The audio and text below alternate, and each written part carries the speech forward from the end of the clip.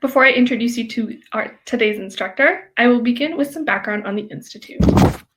The Sikh Research Institute's mission is to provide educational resources to Sikhs to lead a Guru-inspired life.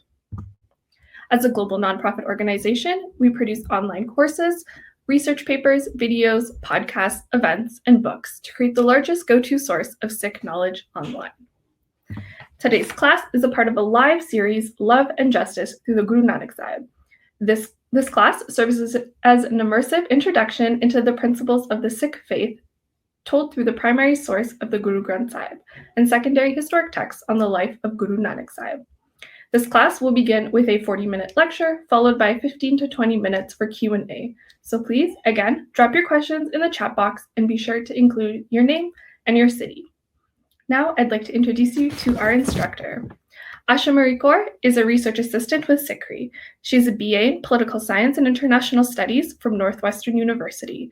Her work at Sikhi is tied to her love of the Persian language and the ways it connects Iran, Afghanistan, Central Asia, and the Indian subcontinent.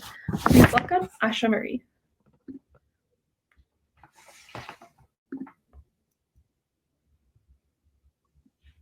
Vaheguru Ji Ka Khalsa, Vaheguru Ji Ki Fateh. Welcome back. Thank you for joining us. I'm going to quickly share my screen.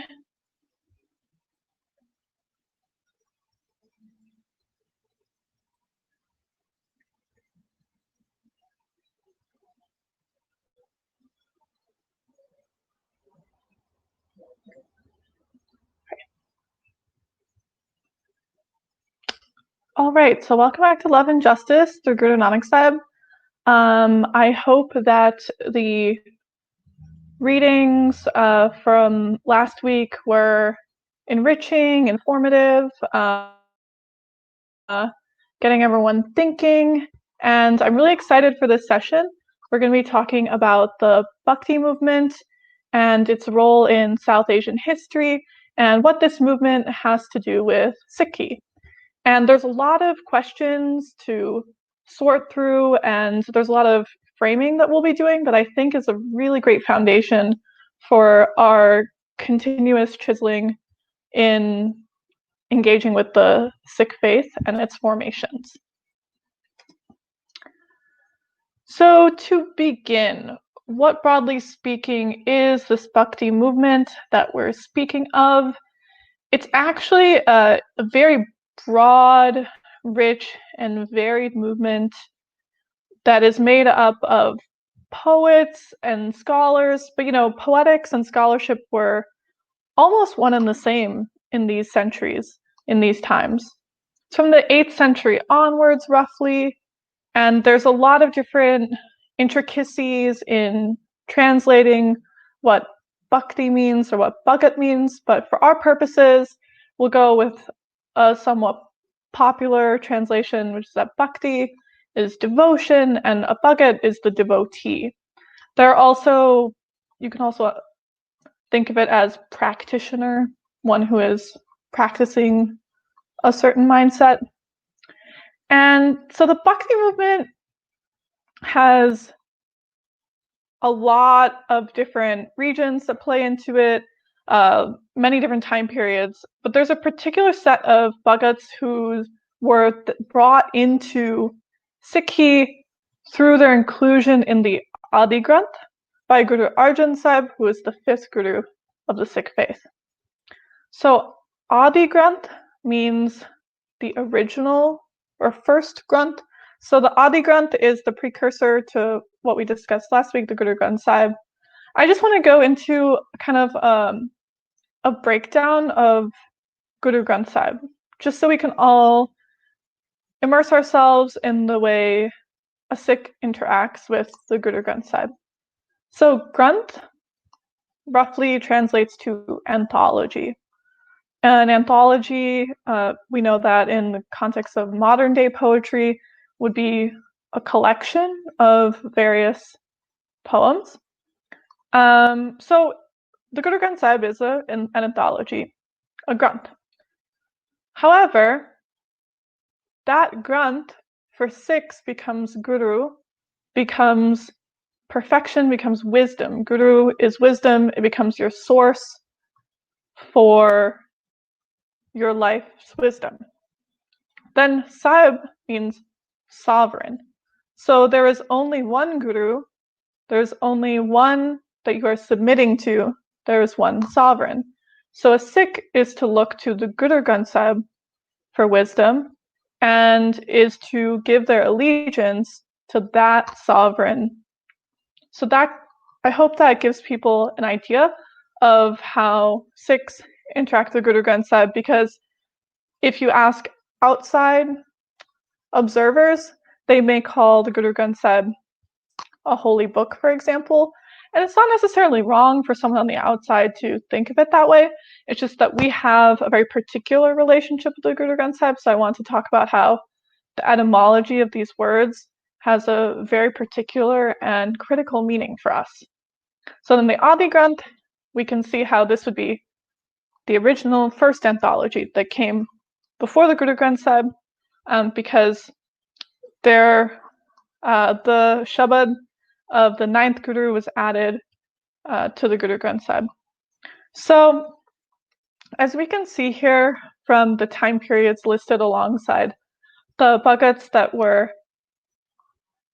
included in the Adi Granth, some of these bhagats, as you can see, kind of overlap with the lifetime of Guru Nanak Sahib, who was born in 1469. However, all of these bhagats wrote their writings long before Guru Arjan Sahib collected those verses that we're going to go into the Adi Granth. So this is very important because this means that all the word of the bhagats, all the shabad that comes from the bhagats was chosen and brought in specifically into the charter of the Sikhs for particular reasons. So I want to talk about this process because it's not as straightforward, as simple as one might think. So how were these particular individuals chosen?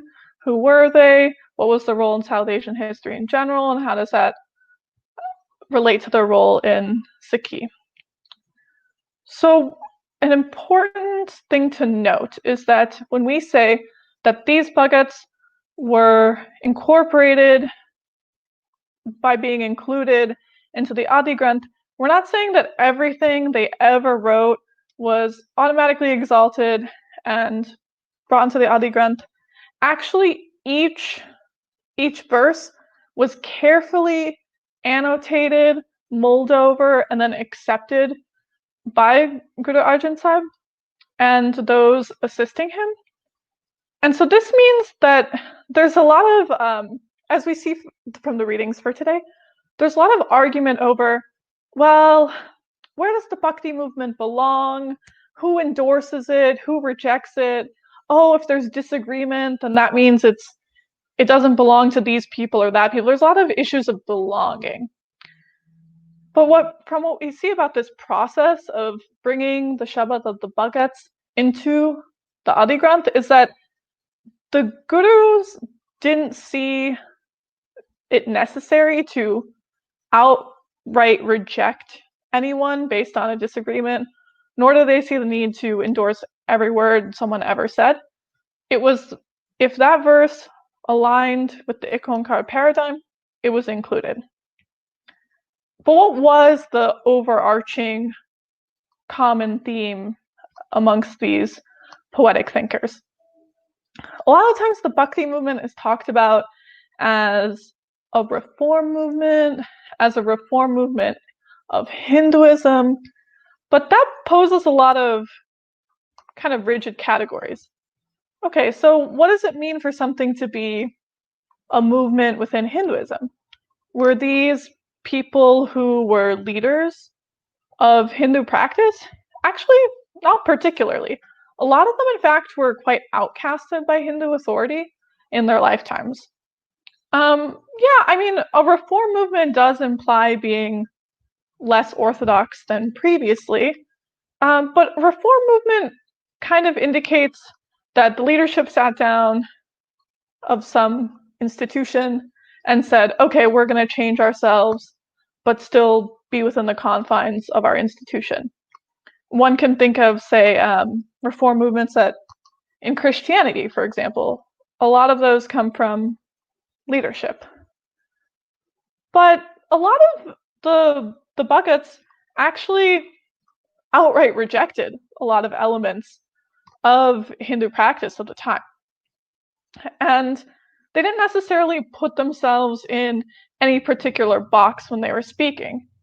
In fact, some of the bhagats that are included in the Guru Granth Sahib aren't Hindu at all. They were brought up as Muslim, and all of them spoke to whatever surrounded them. So that means that people were speaking toward questions they had about both Hindu practice and Muslim practice.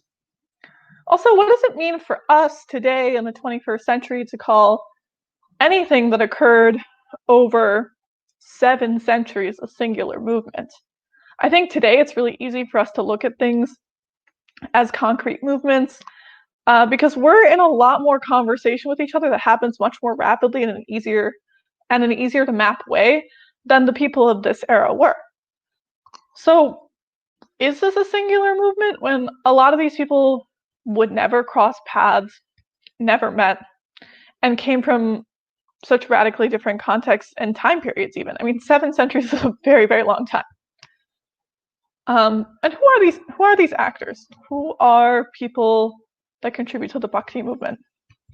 What is very important to note is that the Bhakti movement is all-encompassing. There are people of a Brahmin background who come from the highest caste status. There are people who come from having no caste background, from being outcasted by the caste system. There are people that are from the Shudra caste, which is the lowest caste. There are Muslims. There are women as well in the Bhakti movement. So this is a movement that wasn't restricted by identity.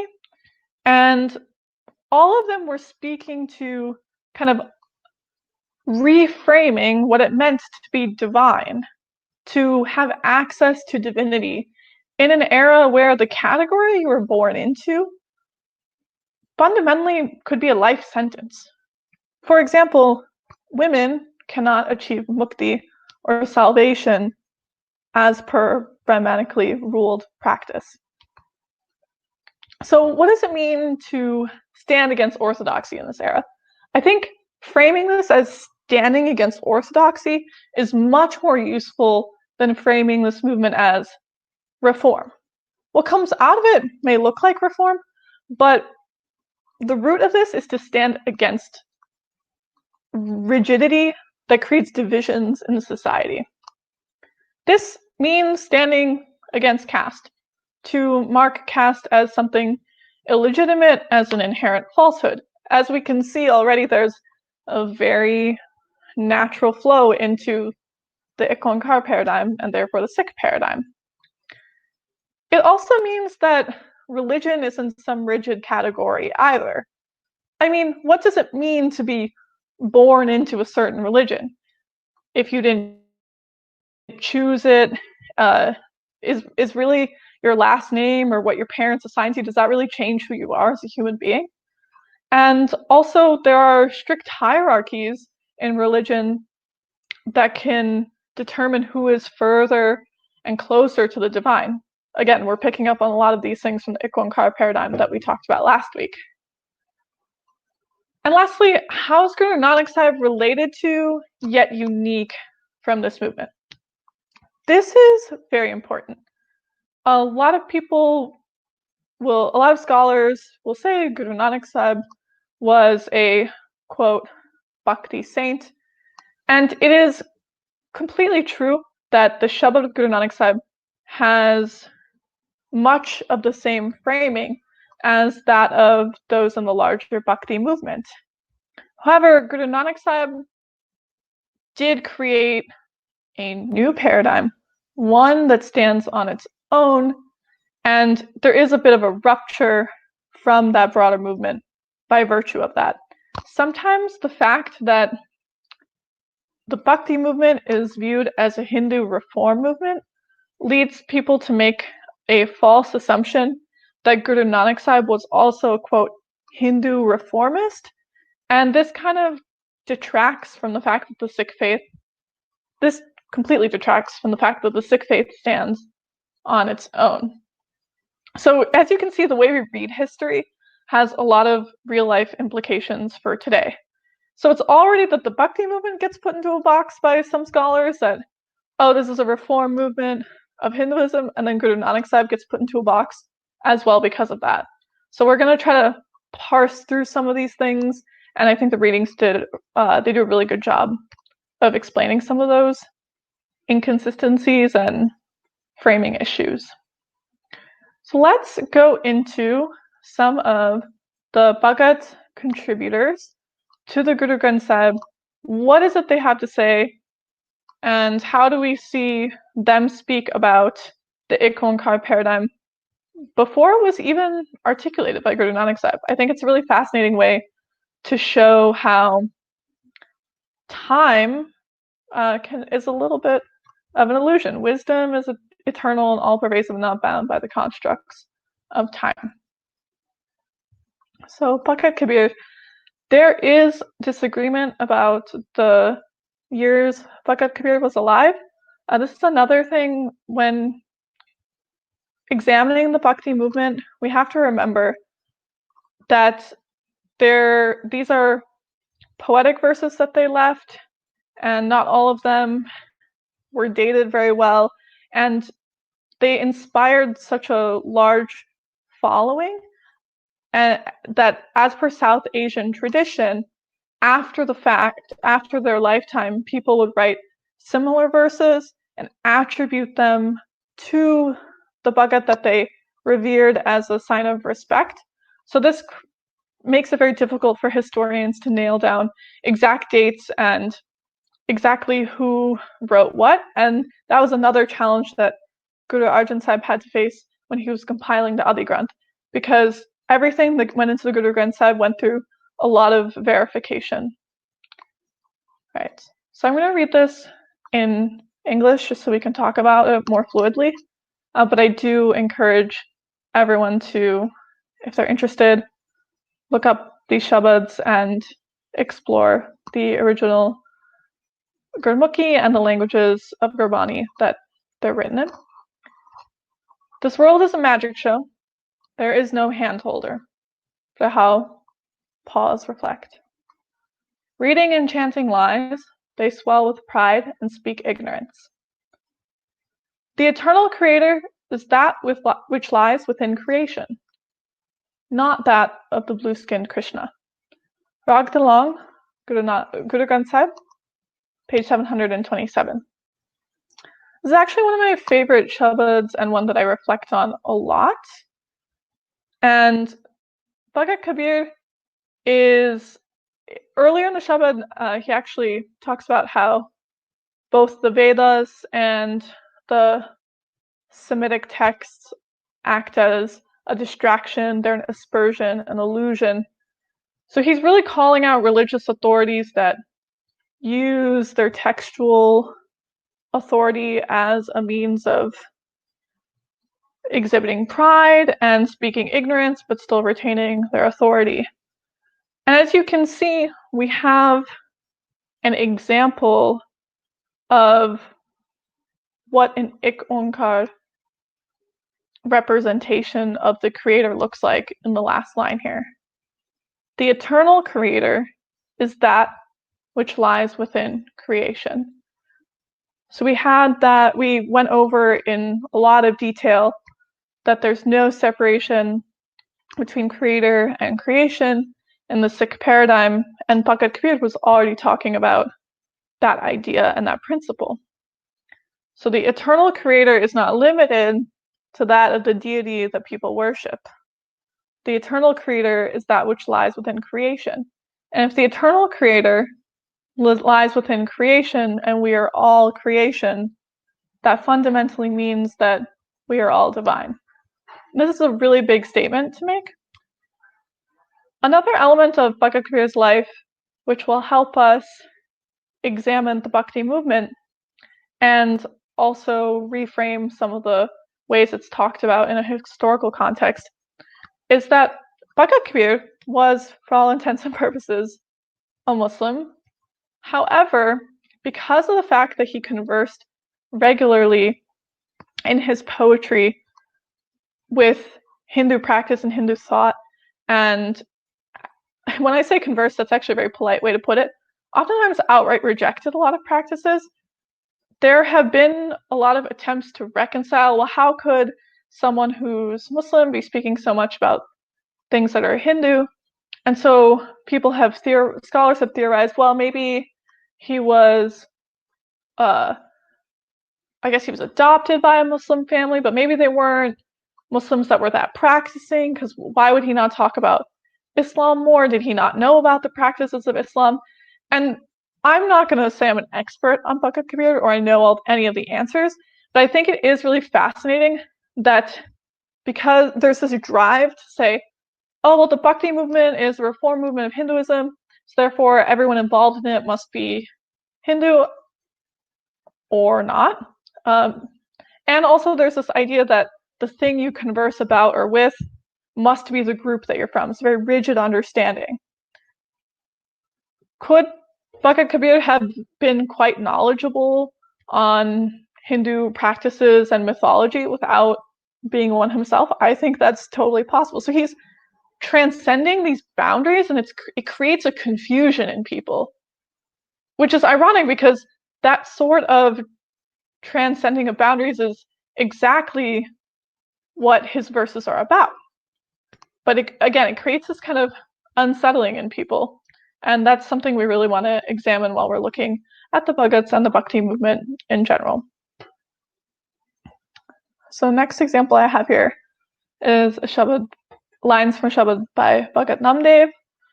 So Bhagat Namdev lived centuries before Guru Nanak Sahib and centuries before Guru Arjan Sahib. Bhagat Namdev was of the Shudra caste because his family, they were fabric dyers. And this Shabad is about being rejected from sitting in the mandir due to his caste background. I am of a low caste, O sovereign. Why was I born into a family of fabric dyers? Rahul, pause, reflect.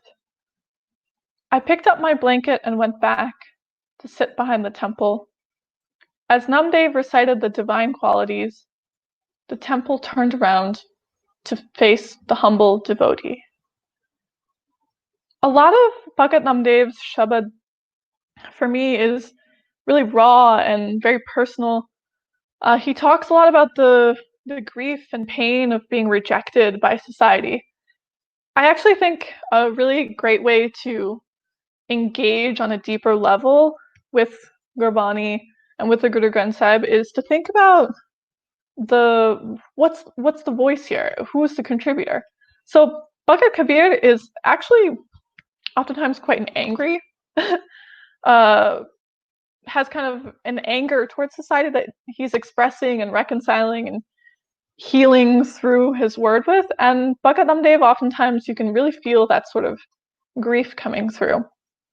So here again we have this kind of beautiful imagery of a paradigm shift.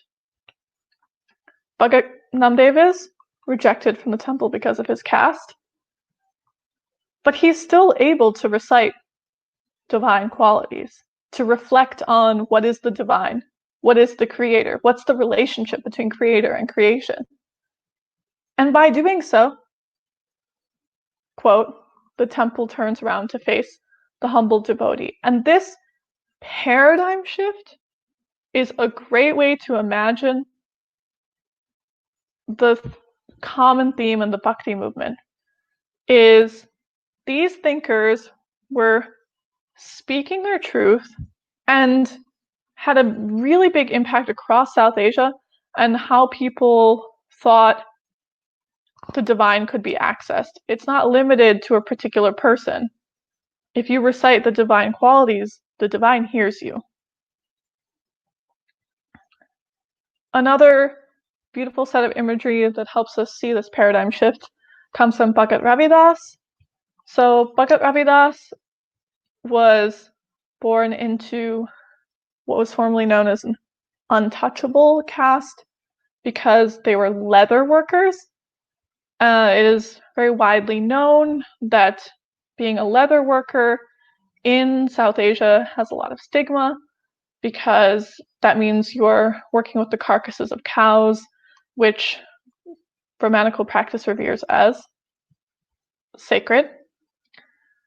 So here, the palmyra palm tree is considered impure, and so its leaves are considered impure as well. But if devotional prayers are written on paper made from its leaves, then people bow in reverence and worship before it. It is my occupation to prepare and cut leather. Each day I carry the carcasses out of Benares, Varanasi. Now the Brahmins that cast their looks at me see with reverence. Ravidas, your slave, seeks the sanctuary of your remembrance. So this is a phenomenon that's often talked about in the lifetime of Bhagat Ravidas, that as he spoke more of his wisdom and as he became more well-known and his words spread across the subcontinent, Brahmins actually showed an interest and started to bow to him in reverence, though the wording here has more to both the word that describes to cast a look and then to look with reverence has more to do with looking, but there's also a Shabad that talks about the act of bowing down. So he's showing the paradigm shift both in people's behavior and using an analogy. And this is, again, a great way of showing that when you have a paradigm of oneness, when the creator and creation have no separation, when all separation is an illusion, then the division of pure and impure is also nothing but an illusion. These analogies are quite common throughout Gurbani and really powerful. That how can you call this impure but then that's pure? For example, we're going to talk about this in a later session, but a common reason that women are stigmatized in Brahmanical traditions is because the fluids associated with giving birth are considered impure.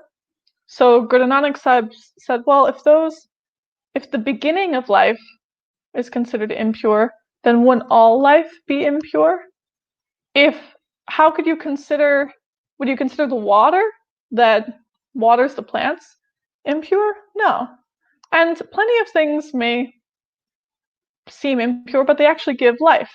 The firewood that creates the fire that you need to live, sure, it has impurities, it has little bugs in it and stuff, but there is really nothing that is impure versus pure.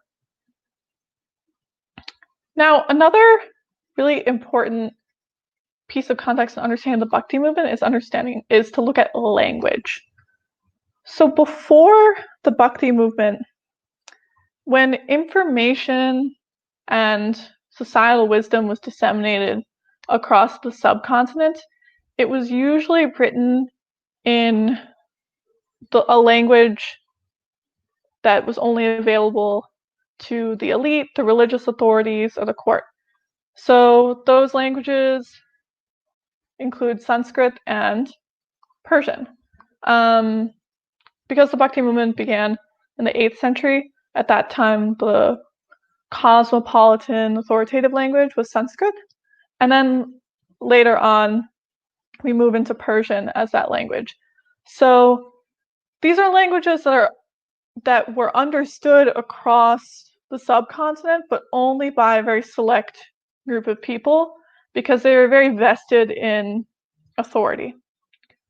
Now, those who were in the Bhakti movement would speak in colloquial language and disseminate their information through speech that the regular common person could understand.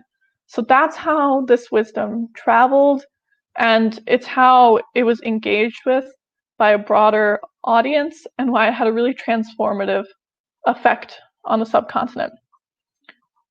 This is another reason why the bhagats fit so well in the Sikh paradigm and the compilation of the Adi Granth and the Guru Granth Sahib. Because the Gurmukhi script was a similar endeavor.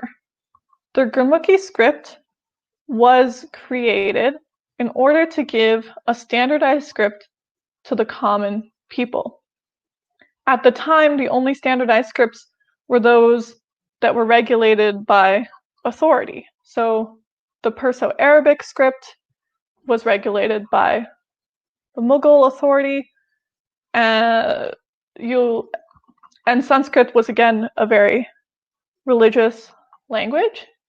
So the Gurmukhi script, and then if there were other scripts, they were shorthand that people in different occupations would use. So say if you're a merchant of a certain type of good, you might have a shorthand that you use with your fellow merchants, but it's not something that the average person can read and engage with. Likewise, Gurbani records in Gurmukhi script the colloquial language of the people as they spoke it. This is actually why you'll see a lot of differences, particularly, so my expertise is Persian in the Guru Granth Sahib. You'll see a lot of difference in how the sounds and the vowel markings are written in Gurmukhi script versus standard Persian. And that's because those were the sounds that people were making in their regular speech versus what was in the standard High Persian. So this is very important because this shows that there is really an aim for there to be radical accessibility of this language so that people from all walks of life can be in conversation with this wisdom and therefore be in conversation with the divine. They're saying you can also access this. You do not have to be of high status. You don't have to be praised by the formal system. In fact, you can be totally against the ruling constructs of the time, and you can still find divinity. I do want to talk about women in the broader Bhakti movement, though these were not, the women I'm about to talk about were not contributors to the Guru Granth Sahib. Mirabai is probably the most famous woman from the Bhakti movement, and also plays a lot of roles in modern pop culture references, songs, movies, etc. Again, with Mirabai, we don't always know which of her verses were written by her and which were written by her followers later on, but she was a devotee of Krishna, and something I would like to bring out about her lifetime is that she refused to take part in the practice of sati. Sati was a practice that persisted into the modern era where a woman would be forced to jump into the cremation fire of her husband should he die before her. She refused this practice and said, I don't need to go with my husband because my true husband is Krishna. So I think an important thing to take from this when thinking about the Bhakti movement is how by orienting her most primary commitment to that of the divine, she was able to break away from patriarchal notions of devotion.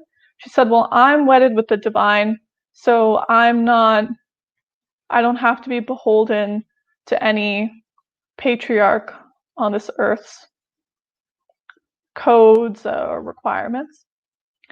Then we have Muktabai. She became a known Bhakti poet alongside her brothers, and she was from a Brahmin family. So again, just because the Bhakti movement did have people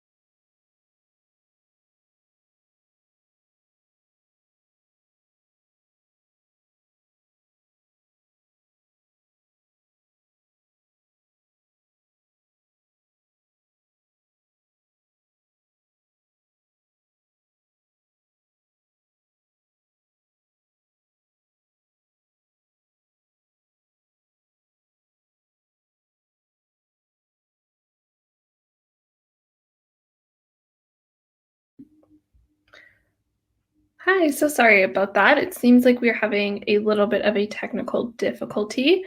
If you could just bear with us for about 1 minute, we're just going to do some technical work in the back. Yes, so sorry about that.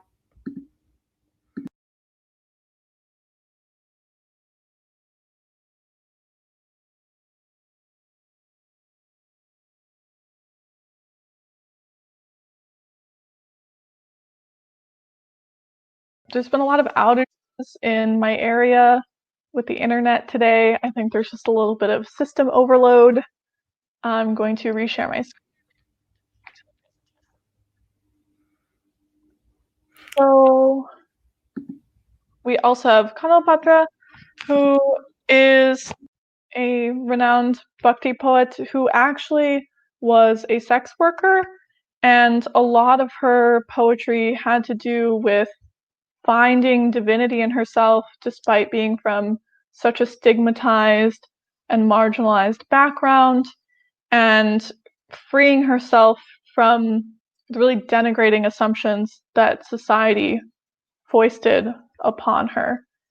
So these are just 3 examples. There's lots of women in the broader Bhakti movement, and just because none of their verses were brought into the Guru Granth Sahib as Shabad, this doesn't mean that in the Guru period the Gurus weren't interacting with women thinkers and with women who were part of the Bhakti movement. In fact, I've read about how Guru Arjan Sahib actually did carefully consider verses from Mirabai. There's a literal annotation process, and eventually it was decided that they would not be included. But there again is scholarship that talks about how in Guru Gobind Singh's court they were also interacting with Mirabai's works. So women play a very big role in the context that the gurus were relating to and were working with. And we're going to talk a lot about Guru Nanak Sahib's lifetime and all the women that he interacted with and spoke with, and whose lives were transformed by Shabad, and therefore they became really foundational members in the creation of the Sikh faith. So women always have a role in Sikhi, and not just a role. We will talk about Guru Nanak Sahib and gender and Gurbani and gender, but throughout Gurbani, the feminine voice is not only invoked but used. So the gurus will speak from a feminine voice throughout Gurbani, and will also encourage people to access their feminine side, to speak to their feminine friends. And we talked about in the last session, the only time the creator is given a gendered pronoun is through analogies, but those analogies may be feminine or masculine in nature. So we're going to get a lot into this later. But I did want to talk about women in the broader Bhakti movement because gender obviously was one of the most restrictive categories of that time period and in today's time period as well. So if you're going to stand against orthodoxy, you're also going to talk about gender roles as well. Another note on gender is that there are some things that are attributed, written by Bhagat Kabir, that are quite denigrating sounding towards women. And those things were not accepted and included into the Guru Granth Sahib. So I think this is a really important example of how we don't need to reject or condemn a whole person, because we actually can't do that in the Ikonkar paradigm. There is, if we're all one, then we can't just cut someone off. But we also don't have to say, okay, because you said this, now we wholeheartedly, unconditionally endorse anything you say. It's, again, there's a chiseling that goes on, and the creation of the Adi Granth involved a chiseling down of the available wisdom, literature, poetry of the time. And that's the same process that we go through in our own implementation and practice of Sikhi. But what is in the Guru Granth Sahib is perfection, is wisdom. So that chiseling process was done to give us this ultimate source, and then we can go through our own chiseling process as well. I think it gives us some guidance as to how to interact.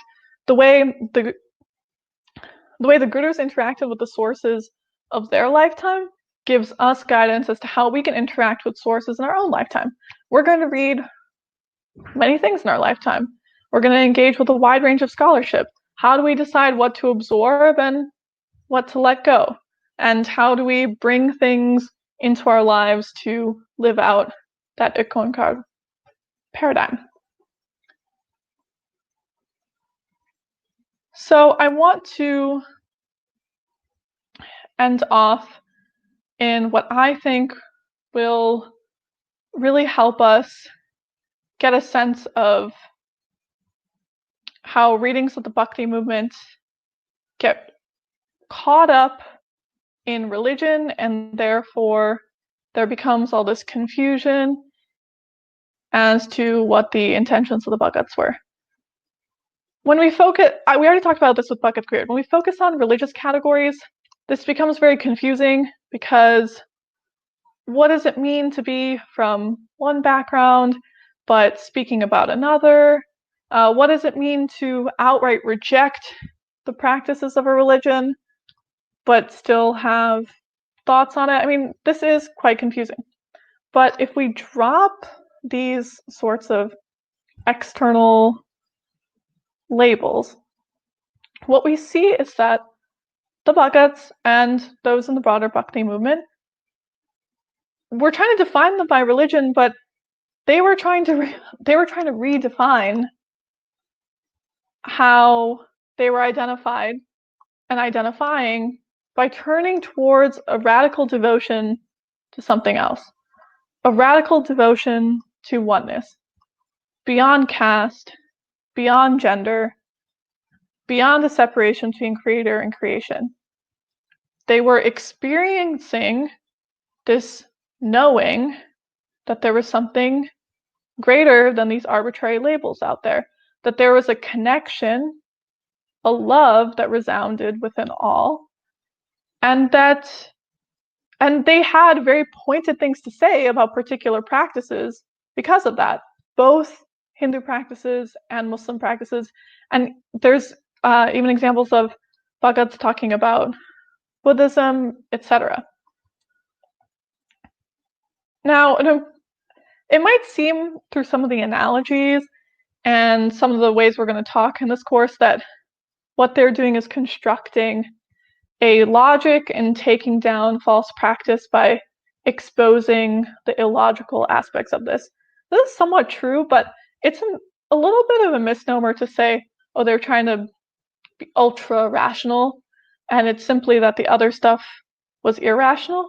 There's actually such a love, a knowing that, okay, maybe I actually can't explain everything in rationality, because love isn't really rational. But what love is true. So when you put yourself in that framework of love and you follow that feeling that can't always be explained in rational terms created by humans, you will expose the truth. If you keep following that and you keep following that which aligns with love, slowly you can chisel out a path of truth and therefore a path of justice. So I think it's an injustice to look at the bhagats and say, okay, well, he was a Hindu and he was a Muslim, and try to put them in these categories, when really what they were saying is, we are all one being. And that's why they were brought into the Guru Granth Sahib, and that's their relationship to Guru Nanak Sahib. So it's very understanding and looking at the Bhakti movement allows us to see into the context that Guru Nanak Sahib was born in, that Guru Nanak Sahib grew up in, and when Guru Nanak Sahib becomes a disseminator of wisdom across the subcontinent, this is where this comes out of, and this new path, this new faith, and this new sovereign community arises from this context. So thank you very much. I will remind everyone that the next session we're going to talk about broader historical influences of the era. So who had power in the time of Guru Nanak Sahib, what was the prevailing culture, and a little more on what did it mean to be a Hindu or a Muslim at this time. Because I think sometimes we take our own modern context and project them backwards. We will now have time for some questions. Lovely. Thank you so much, Asha. That was a great session. I'm always grateful to be in the background listening in. I particularly enjoyed this focus on chiseling that we did and how you brought it back to this overarching framework of love and justice within which this course falls under. So in that realm, we have a question from Janpreet from Vancouver, BC. They say, since certain aspects were chiseled out and some kept, is there concern that things may have been taken out of context? Yes, so that's a very good example of why something may not have been included. The context was weighed, and whether or not something was taken out of context was weighed. So I hope that's the question. Is the question that the Guru Arjan Sahib had a concern of? If the question is whether Guru Arjan Sahib had a concern that something was taken out of context and his reading of it was that context was inappropriate, yes, then that is an example of why something may not have been included. Mm-hmm. Definitely. Yeah, and I guess in a similar realm, we have another question. Are there notes of the annotation process that confirms that something was not included? Perhaps circling back to something you had mentioned earlier in class. Yes, so there are saved annotated manuscripts. However, I don't think that we know every single thing that was considered and rejected. So it's not that we have a really clear idea of everything that was considered, but we do see what the annotation process looked like. Also, it was talked about by the contemporaries of Guru Arjan Sahib and described it in detail. Mm-hmm. Lovely. Thank you. The next question we have is there any historical record of Guru Nanak meeting with Bhagat Kabir? Some scholars imply Bhagat Kabir may have been Guru Nanak's mentor. And this is from Pritpal Singh in Dallas. Yes. So this is a very contested issue of whether or not Guru Nanak Sahib met with Bhagat Kabir. And as I said, there's completely conflicting dates on when Bhagat Kabir may have been around. So I don't believe there's any verifiable historical record. I am going to get a little bit into, again, why this is so difficult to nail down. And this is an issue that comes up again and again. Mm-hmm. So a lot of when you show reverence for someone in this time period, you write in their name. So when you write in someone's name and then someone finds the record later, it kind of seems like you may have been alive in many different time periods. There's also issues of if a descendant or someone who believed they were a descendant of someone would take the name of someone profound, and then there would be kind of an issue of, wait, which was the original, which was the one who wrote this thing. So this is another, this comes up with Bhagat Farid as well. There is someone named Sheikh Farid that Guru Nanak Sahib interacted with, but scholars think that that's actually a descendant of Sheikh Farid and not the Sheikh Farid who wrote the verses that are incorporated in the Guru Granth Sahib. So it's very confusing. I also think that when we think of Bhagat Kabir being Guru Nanak Sahib's mentor, I think that we think, oh, well, that means that they must have physically been together and had this in-person student-teacher relationship. But if we think about the way analogies were used and the way these mythological tellings in order to show respect were written about Guru Nanak Sahib and Bhagat Kabir after their lifetimes, how they were written, it actually makes a lot of sense that you would take the fact that Guru Nanak Sahib engaged with the verses of Bhagat Kabir and was inspired by them, and then turn that into a story that you're telling people where Guru Nanak Sahib was sitting down with Bhagat Kabir. So it becomes a poetic way to talk about Guru Nanak Sahib studying Bhagat Kabir, and I think that's where these sorts of confusions come about, is were they literally saying that he sat down and learned with him? Or was it that Guru Nanak Sahib was so moved by the words of Bhagat Kabir that he felt like he was sitting down and talking to him face to face? So that is, and we're going to talk about the Janam Sakhis in session 4. That's the sort of reason why we have these impossible questions, because the information we're being presented is that which is trying to tell a story in the most powerful, effective way, and is taking the emotion and describing it with these analogies. But then us as modern day people who like to be very straightforward kind of read this and say, oh, it says he sat down with him, so it must mean that he sat down physically with him. Mm-hmm. Definitely. Yeah, that makes sense. Thank you for extrapolating that further. Our next question comes from Rajdeep. He says, or they say, in scholarship, I know Peshwara Singh did a lot of work to look through Guru Arjan's annotations and editorial process. However, he got some severe pushback by the SGPC for doing this. Can we think of the chiseling and editing of the Adi Granth as its discipleship process, just like the human gurus had a pre-guru life, i.e. Bailena to Guru Angad? Yes, that is a very contested scholarship, which is why I have read it and I have seen things that I would love to say, oh, is that true? Is that not true? So I kind of just stayed away from it because I don't know well enough on my own, and I do know it's very contested. The second bit, I think that's absolutely the way to think about this.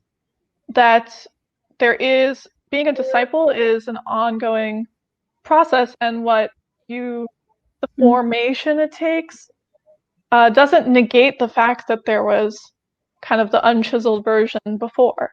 The unchiseled version, so Bailena, which is Guru Angad Sahib's birth identity name, is not less divine than Guru Angad Sahib. It's that Guru Angad Sahib is that chiseled, fully realized Guru.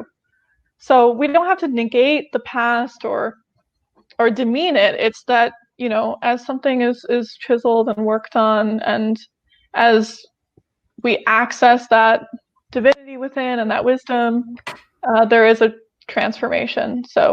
But yeah, I would encourage people, obviously, to check out things of differing points of view, read stuff that's contested.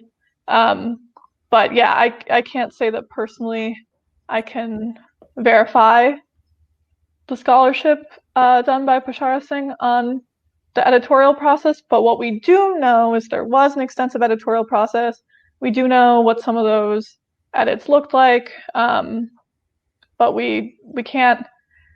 There's an issue where sometimes it's really tempting to write that we know exactly what happened and we have a full broad view on everything, but that's not really always going to be the case, and that's part of what this course is really focused on, is how do we sort through what we can know for sure and what we don't know, and how do we move on that path forward despite things not always being really straightforward in our own modern verifiable context. Mm-hmm. Yeah, that was perfect. And just to be mindful of time, this will be the last question that we engage with today, and it comes from Sandeep in Atlanta. They say, thank you for encouraging us to learn Gurmukhi to develop a better appreciation. Could you please guide us as to how to go about it? Okay, so this is actually really convenient because I happen to have this book on my coffee table right now. I really recommend reading this book, the Guru Granth Sahib, Its Language and Grammar, written by our very own Surinder Singh, Jaswant Singh, and Harinder Singh. I think it's very helpful because it talks about the grammatical structures that may not be super intuitive, and also grammatical structures that are unique to Gurbani. And so even a fluent Punjabi speaker wouldn't know these grammatical structures because there's grammar that takes on a particular meaning within Gurbani. It helps walk through lines of Shabad one by one. And yeah, it doesn't have like a very beginner's guide to reading Gurmukhi, so you might want to pull up one of those that's available online in conjunction with this. But it also goes deeply into the different languages of the Guru Granth Sahib and Gurbani. So you can look at the 8 base languages, and yeah, I have found it one of the most helpful texts in helping engage with Gurbani and the Gurmukhi script. So yeah. Lovely. Thank you so much, Asha. Thank you for spending this hour with us. Thank you, everyone that participated today, for all of your questions, and apologies to those whose questions were not addressed due to time constraints. Again, please note that a recording of this live class will be available within 24 hours. Please tune in next week for the 3rd week of this live course. We are also hosting bi-weekly live webinars. Our next live webinar, 1984, The Devoted and the Worldly, we will be joined by Harinder Singh to answer questions such as why was the Sri Harmandir Sahib and Akal Takht Sahib complex attacked? What is the Sikh historical context, and how must the memory be kept alive 36 years on? This webinar is tomorrow, and you can register at sikri.org/webinars. And lastly, don't forget to tune into the Sikhcast, a podcast produced by Sikhi, where we explore the various issues and events affecting Sikhs worldwide. Thank you for joining in. Today's live class will be ending now. Vaheguru Ji Ka Khalsa, Vaheguru Ji Ki Fateh.